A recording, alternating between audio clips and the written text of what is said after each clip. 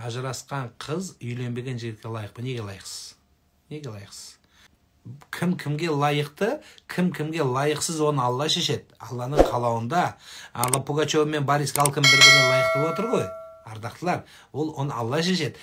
Сіздің үйленген жігітіңіз, күйеуге шыққан жігітіңіз жас жігіт болса, үйленбеген, соның бүкіл туысқаны сенің жауың болады. Сол кезде сені, қазақ айтпақшы, қанаттыға қақтырмай, тұмсыққа шоқтырмай сені қорғап алып шығуы, ол оның біліктілігіне соған байланысты. Жоқ, соған тұрып бере алатын болса, машалла, бізде елдің ішінде күйеуден шыққан әйелдерді бір дұшпан сияқты көреді, бір оңбаған, бір жезөкші, бір кәдімгі бір бүкіл дүниені талқандап келген адам сияқты. Құдай біледі, жан, сенің қызыңның өмірі қандай болады, сенің өмірің қалай болады, сенің әке-шешеңнің, әпке қарындастарының өмірі қандай болатынын Құдай өзі шешеді, оны жан.